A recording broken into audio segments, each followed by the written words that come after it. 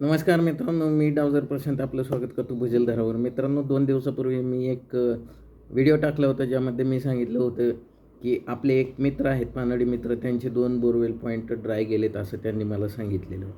मित्रांनो, मी त्यांना नंतर त्या ठिकाणी जाऊन पॉईंट चेक करण्यास सांगितलं होतं. त्यातील एका पॉईंटला ते गेलेले होते आणि तिथं ज्या पॉईंटला त्यांना आधी रॉड पकडून ठेवत होता, त्या 11 इंचाचा रॉड पकडून ठेवत होता, तिथं त्यांचा रॉड पकडून ठेवत आहे, दुसऱ्या बाजूला सोडून देत आहे.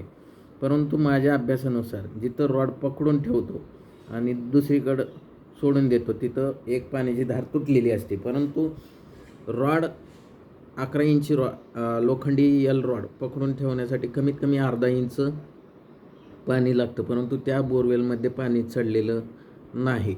आणि दुसरी गोष्ट, जिथे त्यांना CPVC पाईपचा आधी रिस्पॉन्स होता, तिथं त्यांना CPVC पाईप आता कुठल्याही प्रकारे हलत नाही. मित्रांनो, याचा अर्थ असा असू शकतो की कदाचित त्यांच्या विचारांमुळे तिथं एक चुकीच्या पद्धतीचा पॉईंट बनलेला असू शकतो, किंवा त्यांच्या विचारांमुळे तिथं एक मानसिकतेनुसार एक पॉईंट बनलेला असू शकतो, असं माझं मत आहे. आणि दुसरा जो बोरवेल पॉईंट ड्राय गेलेला होता, त्या बोरवेल पॉईंटला मात्र सकाळपर्यंत पाणी आलेलं होतं. कारण बोरवेल चालू असताना हाय प्रेशर गाडी असल्यामुळं तिथं फुफुटा बंद राहिलेला, याचा अर्थ 1 ते 1.25 इंचाचं पाणी तिथं 100% असण्याचे चान्सेस आहेत. त्यामुळंच तिथं पाणी चढलेलं नाही. फक्त माझं मत आहे की दुसरी लाईन तुटेपर्यंत शेतकऱ्यांनी खोली न घेतल्यामुळं तिथं पाणी वाहताना दिसलेलं नाही. माझ्या अंदाजानुसार आणि माझ्या अभ्यासानुसार CPVC पाईप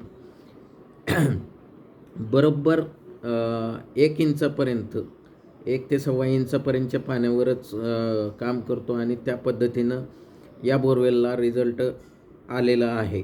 फक्त त्यांनी मला ड्राय गेला आहे असं सांगितल्यामुळं मी तुम्हाला त्या पद्धतीनं त्याचा रिझल्ट सांगितलेला होता. परंतु मित्रांनो, त्या बोरवेलला पाणी पण आलेलं आहे 100%. ते ज्यावेळेस मोटर टाकतील त्यावेळेस माझं मत आहे की कमीत कमी त्यांना 1 इंच पाणी नक्की चालणार आहे. कारण हाय प्रेशर गाडीमध्ये फुफुटा बंद ठेवण्यासाठी कमीत कमी 1 इंच पाणी नक्की लागतं.